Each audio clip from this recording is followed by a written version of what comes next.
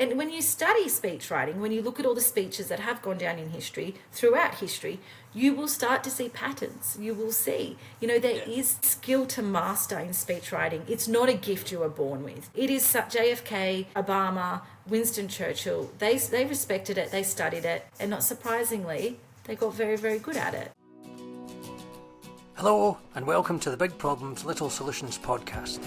I'm your host, Barry Scott, and I'm a copywriter, marketer and environmentalist. I love the outdoors, grew up watching David Attenborough and wanted to be like Jane Goodall when I was older. There's still time, but right now I'm fortunate enough to work with lots of very smart people who are trying to make the world a better place in lots of different ways. The goal of this podcast is to shine a light on all of the little solutions out there to a lot of the big problems we're facing. Today my guest is Nicole Thomson-Pride, who's one of the most respected speechwriters in Australia, having written for 2 Australian Prime Ministers, federal government ministers and a range of CEOs and executives too. She's an expert in crafting the right words to connect with your audiences and shift beliefs. And over the years she's written for occasions like Australia Day and Anzac Day, covering topics like climate change, domestic violence and defence. She runs her own business now, coaching others to communicate more effectively, and today she's got some pointers for anyone with an important speech coming up. If you enjoy this podcast, please subscribe and follow in your favourite podcasting app or YouTube, and don't forget to share these little solutions far and wide so we can really make a dent in those big problems we're all facing. And now, I give you Nicole Thomson-Pride. Nicole, listen, thanks for coming today. And look, it's such a unique thing to do, speech writing. My first question has to be, what was your route to becoming a speechwriter?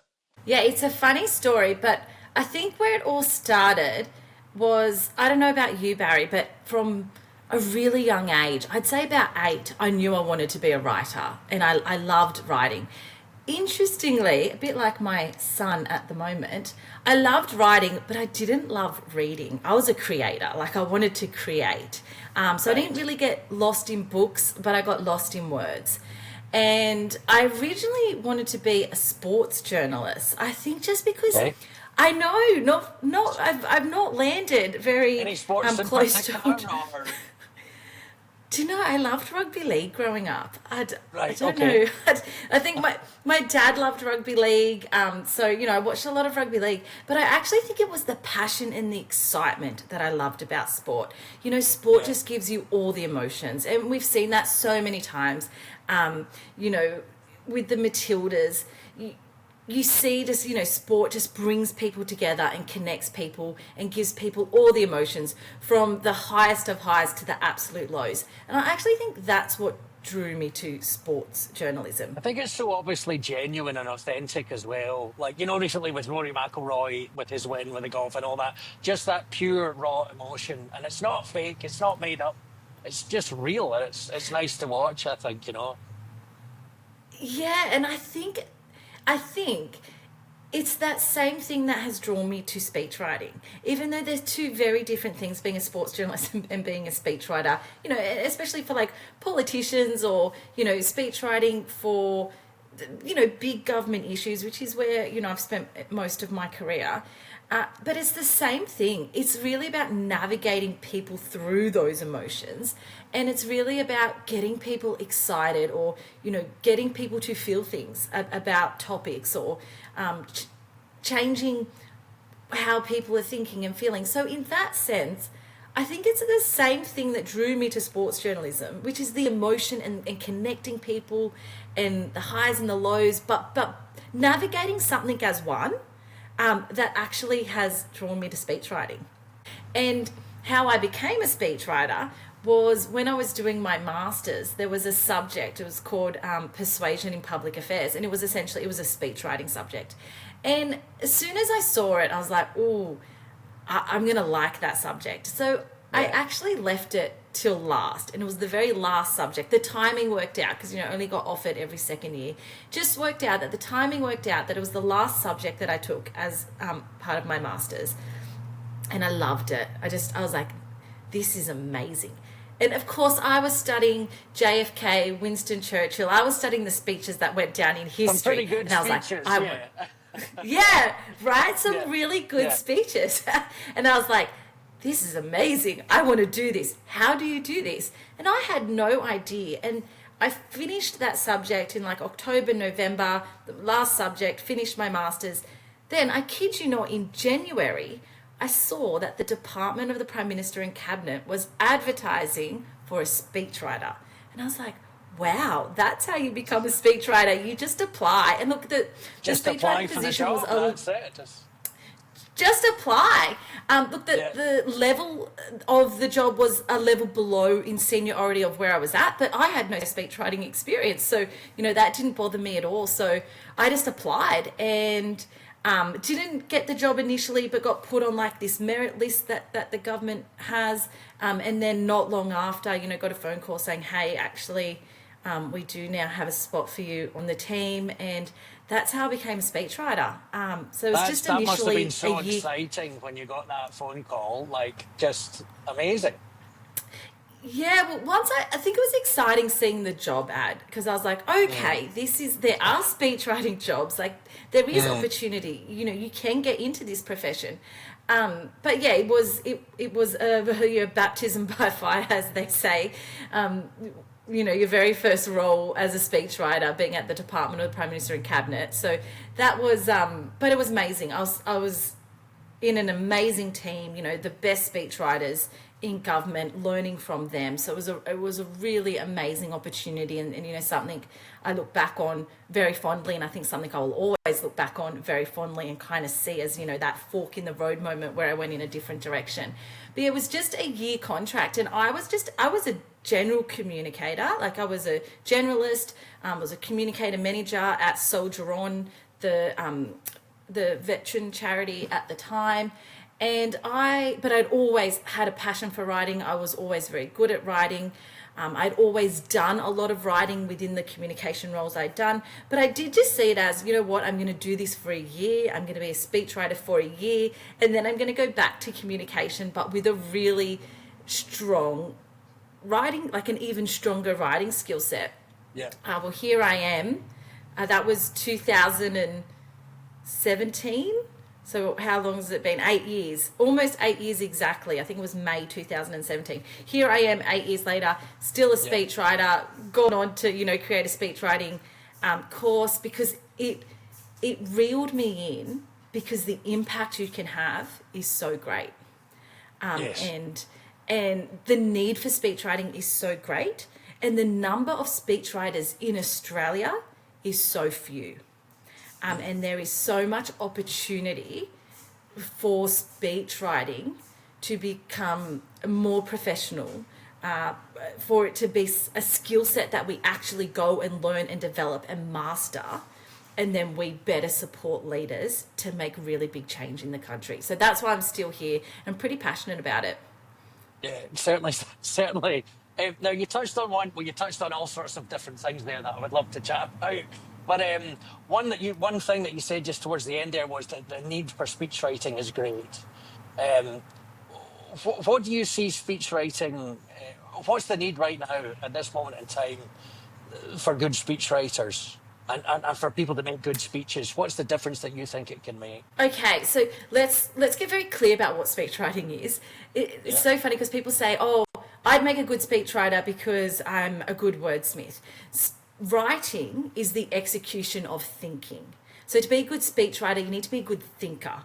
And I think this is why we all find writing so hard. And that's why there's a need for speechwriters, because leaders are so busy. They don't have time to sit down, and they don't have the space to give thought to how am I going to bring together all this different information. They're very good at saying, this is my key message. This is what I want to get across. They're very good at identifying exactly what they want to achieve in the speech. But then a speechwriter can go away with far more time and far more space to think, and they can bring together all the different pieces of research and information and create a compelling argument, or create a compelling speech that actually changes what people are thinking and feeling.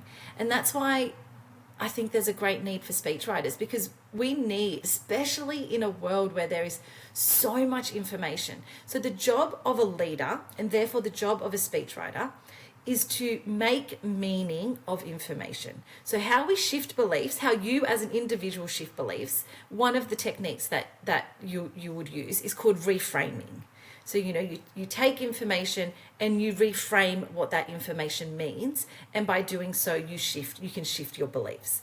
That's essentially what a speechwriter does. That's essentially what a leader does. You take information, you make meaning of that information, and you reframe information to shift what people are thinking and feeling. And that's why we need good quality speechwriters right now. There's so much information. People need help. And there's a lot of misinformation out there. There's so many. I mean, we use the word misinformation, but often it's just lies. It's not, oh, I didn't know that wasn't correct. It's, I actually know that this is wrong, but I'm saying it anyway. There's so much of that out there everywhere. How does one really good speech fight against all of that? That's... So let's not separate the speech from the leader. It's not how does one good speech fight against that. It's not. It's how does a good leader fight against that. And a good leader values good speeches. And they're making sure, and I think this is where, what kind of impact can a speechwriter have? Only as much impact as the leader that they're writing for. You need to be an amazing speechwriter, you need to be aligned with an amazing leader, and you're supporting that amazing leader's leadership. And that, and it's got to be genuine. They've got to be saying, this is what I want to say to the audience. And you go away and you make that speech happen. But, you've got to be supporting an amazing leader who is genuinely, authentically there for the right reasons to be an amazing speechwriter. That they don't sit separately. You can't be an amazing speechwriter and you're doing great work if your leaders, you support someone else's leadership, and they need to be an amazing leader first and foremost. Yeah. And look, if you actually end up with somebody who's genuine, but they just happen to be not very good at delivering speeches, can an excellent speech make up for that bad delivery? Can that work? Or do you just have to work on the delivery and get better at it? Or... Yeah, I don't think ever. A good speech is a connection between the speaker and the audience. And that connection, if that connection doesn't happen, if that connection doesn't occur, then there's no way a speech can make up for a bad delivery. A speaker needs to want to be there. They need to want to connect with the audience. They need to want to talk about this topic, and they need to have practiced and rehearsed and to have respected the audience's time, and to genuinely want to connect with those people in the room. And so a really good speech can't make up for all those things if they've not happened, in my opinion. Can you think of a time, or do you have a sort of the most impactful speech that you ever wrote and somebody delivered? Are you even allowed to mention what it was? Or I don't know if you're allowed to say what speeches you wrote for this Prime Minister or that or whatever. Is that something you're allowed to discuss, or is that kind of kept behind the curtain? Well, it's because we worked in the department, it was a process and there's lots of people involved. So I never really felt like a speech that was delivered by a Prime Minister was ever purely mine. There'd be chunks that it was a group effort. There'd be chunks that I may have written, but there'd be chunks that perhaps the Prime Minister wrote, or perhaps another advisor wrote. So I don't know. I've never felt attached to the speeches that they've delivered. I don't see the end product as mine. I actually see my role in the process as supporting that leader, and what they get up and deliver, because they've also made that decision. Like, you could write an amazing speech, and if you write an amazing speech, it's probably challenging the status quo, and then if they're getting up and delivering it, that's their leadership. They're taking that risk. They're being bold. They're being brave, and they deserve every piece of credit that comes their way, because to me that is leadership. So I don't actually ever feel any attachment to that final product. I feel purely like I support a leader, just like the leader has any other number of advisors. And that's what a speechwriter is. Hey, here's my advice about what to get up and say, and then they take that advice or they don't. That's not dissimilar to, you know, getting financial advice or getting media advice or, you know, different types of advice. So that's how I kind of see my role. So I don't feel any attachment. So I've never listened to a speech and thought, oh wow, you delivered my speech awfully, because I don't have that kind of attachment to it in the first place. But yeah, look, definitely I think you can hear it sometimes. Maybe I can hear it as a speechwriter, but you hear speakers deliver speeches and you think, oh, the speechwriter might not be happy with that. You probably didn't get the rhythm right. You probably, like, you can hear as a speechwriter, oh, the speechwriter probably Somebody's stumbling or yeah. Yeah, the speechwriter probably intended it to be delivered a little bit different, but you know, that's the job. It's not your speech. It's the leader's speech. So look, if there's somebody listening to this who needs to deliver a pretty important speech in the next week, well, one of the things that you mentioned there that's important is connecting with the audience. Is there any sort of little tips, or do you have sort of if you had three things to say, or even one super important one, whatever it was, to say, how to do that, how to actually connect with your audience, to look back over your speech and is it doing this, is it doing that? What would these suggestions be for somebody with a big important speech? Yeah. So if you're writing it, like if you're getting up to deliver a speech yourself, the first thing I'd say is don't let that negative, like we have a negative bias as human beings. That negative, it's part of our survival, because thinking the worst is the best way to kind of stay safe. But we let that negativity get into our head and it stops us from delivering a good speech, because we're thinking, oh, they're not going to think that what I'm saying is smart enough, or they're not going to think that what I'm saying is making a compelling making a compelling argument, or they're going to think that, you know, I'm not delivering this speech properly. Like, there's so many negative thoughts that we can have when we're getting up to give a speech. Just in ourselves, with our own sort of confidence sort of side of things, Yeah, just in ourselves. And, you know, there's emotional contagion. So you actually push we read each other's emotions. So when you're nervous, you're making the audience nervous. Have you felt that with the speaker when you're watching them speak and you're like, oh, this is making me, right. So that's emotional contagion. Or sometimes you cringe. Sometimes you cringe on their behalf.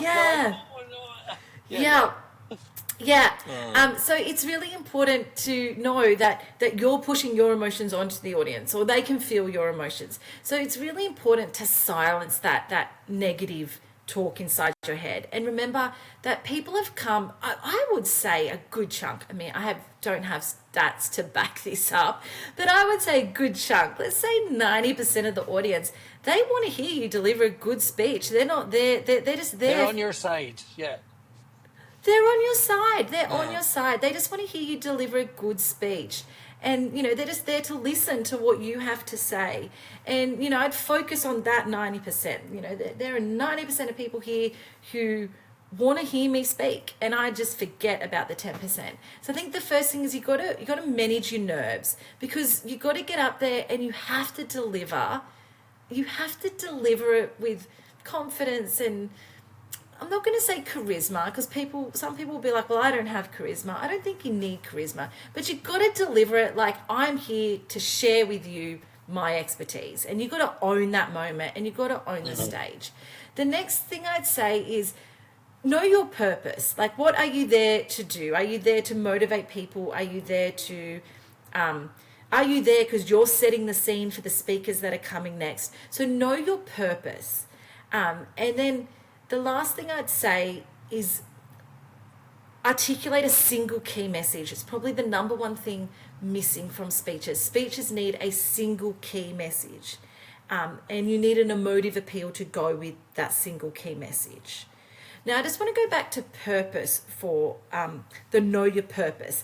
What I find amazing is people that have never given a speech before, never written a speech, hate public speaking.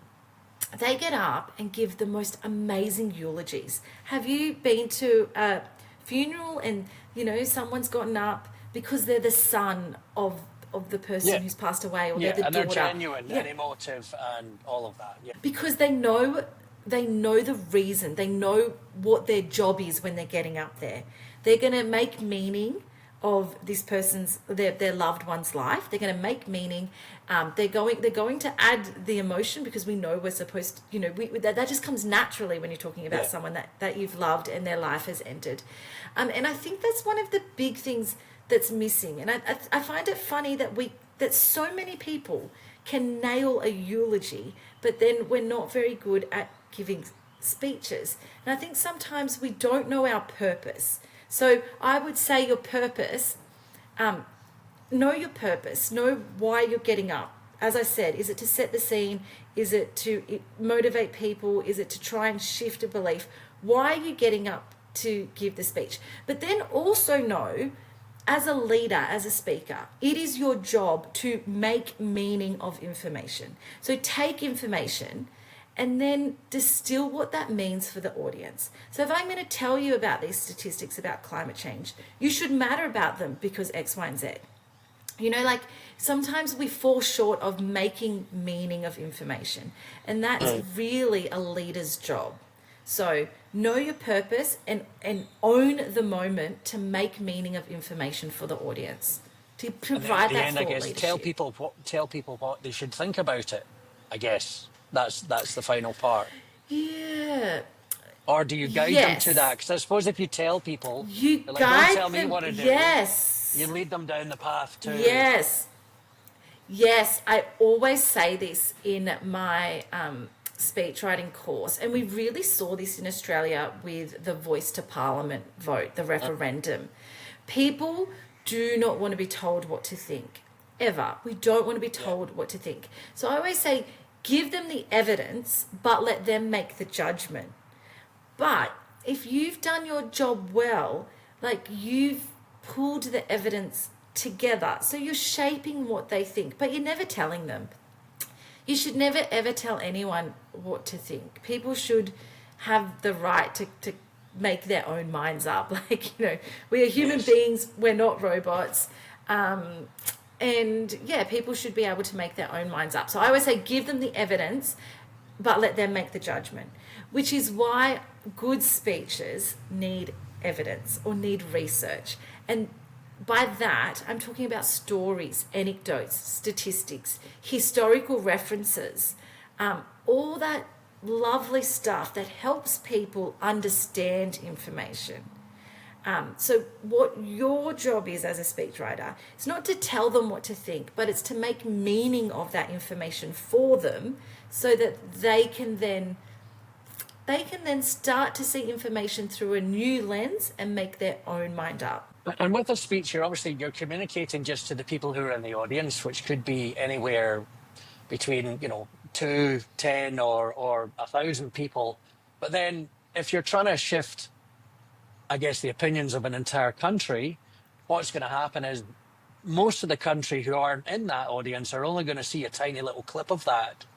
So do you, when you're writing a speech for a prime minister, for example, do you try and focus on getting the odd little 30-second soundbite out to try and influence the rest of the country in this way? Or does that become part of it? Or do you just deliver the speech and then hope for the best? So a good speech, a well-written speech, will have that 30-second soundbite in it, because it might not even be 30 seconds, it might be 10. Whatever it is,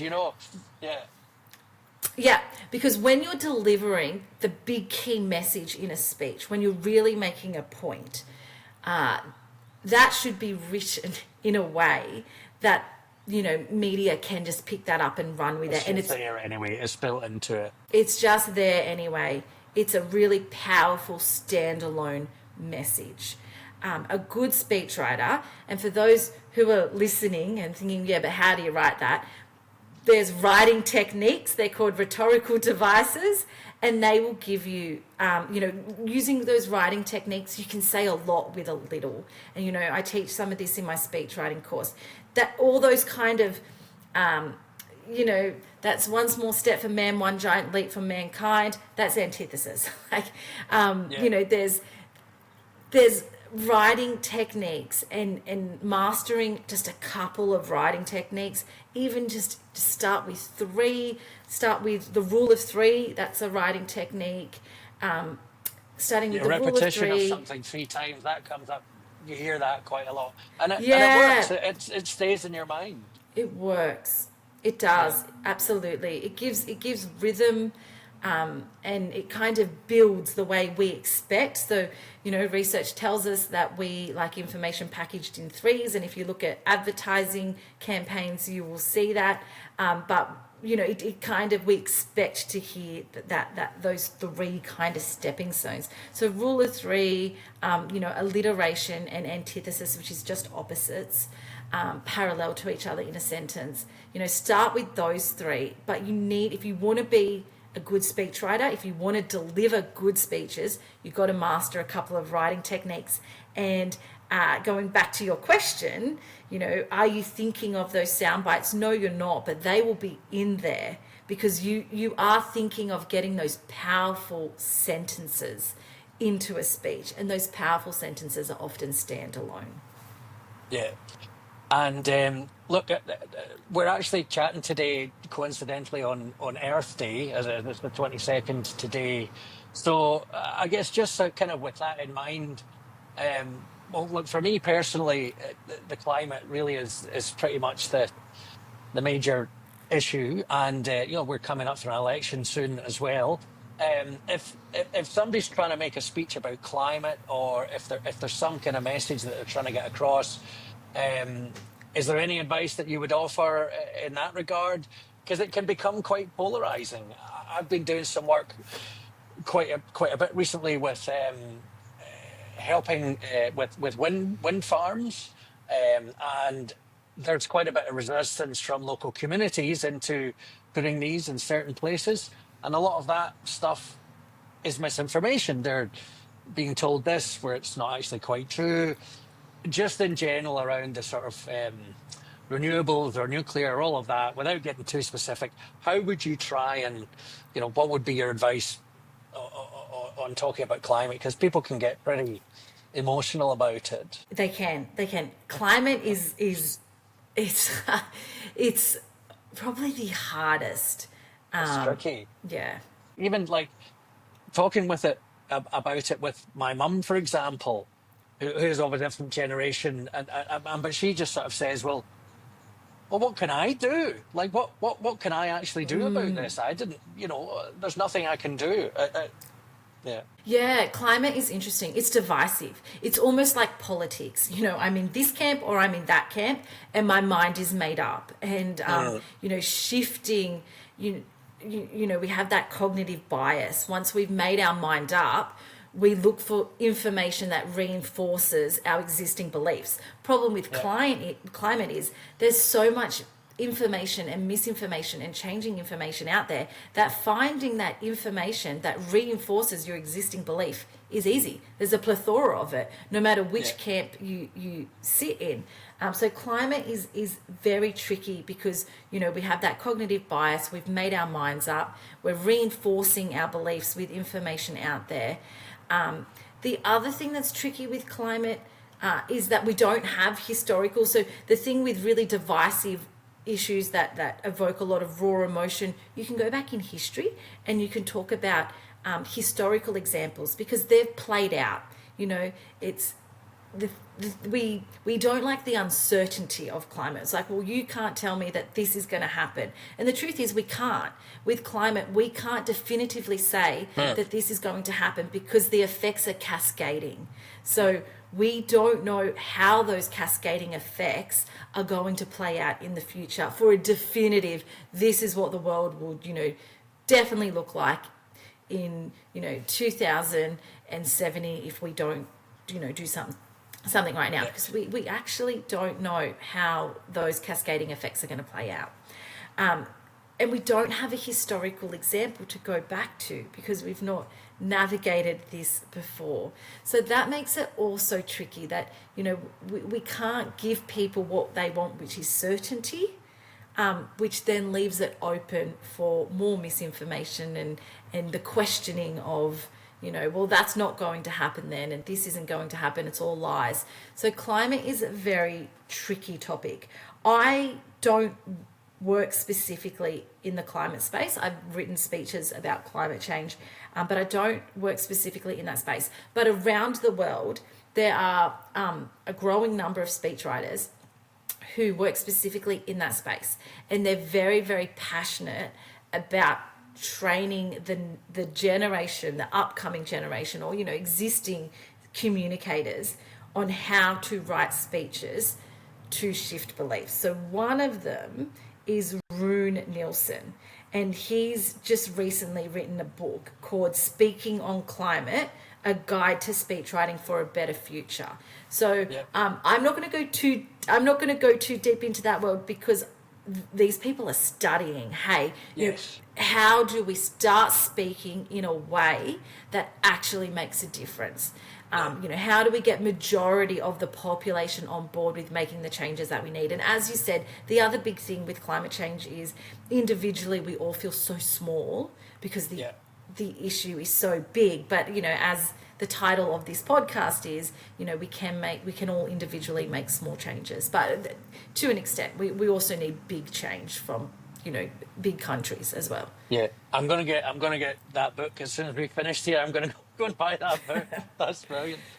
Well, listen, look, thanks very much. I think we'll probably wrap it up there, but I was going to ask just on your, you might not have a favourite speech, but if there was one, you mentioned JFK, Churchill, all these people, even over the years, there's so many really influential and wonderful speeches. Is there any that you keep coming back to as thinking, wow, that was amazing? Is there anything? Is there too many of them? Yeah, so I studied JFK's moon speech when I was in university. So his moon speech at Rice University. And it's such a strategic speech. And I love it for how strategic it was. So, I wasn't around when JFK gave this speech. I wasn't born, not from America. But I believe the sentiment in America was that they didn't want to go to the moon. They thought it was going to be too costly. It was going to take up too many resources. So he had a big job ahead of him of convincing America to want to go to the moon. To pay for it.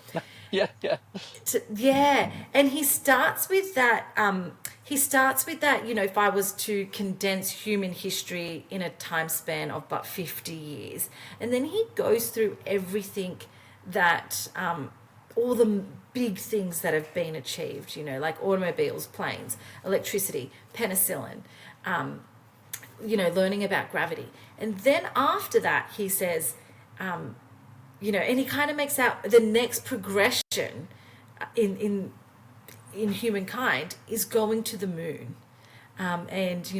America is not a country that rests and wait. We're a country that, moves forward.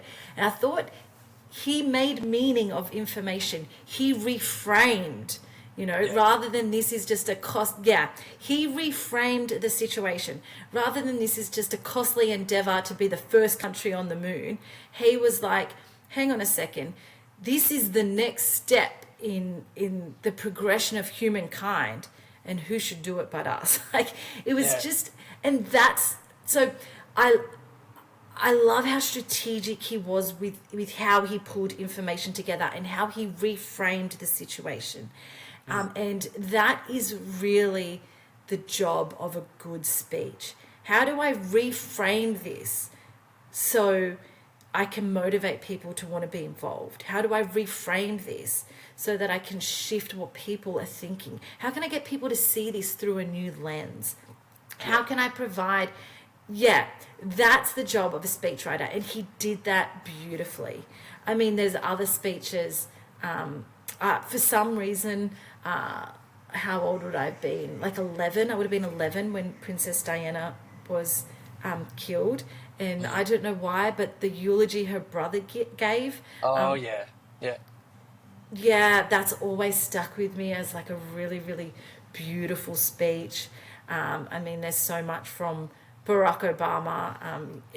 What I will say is the people that have delivered really beautiful speeches throughout history, the people who fill those books of the world's greatest speeches, JFK, Obama, Winston Churchill, Nelson Mandela, they hugely respected speechwriting. I think Winston Churchill started studying the great speeches from a very young age. Yeah, I've read about him actually, and he worked at it vociferously himself. Yeah, yeah.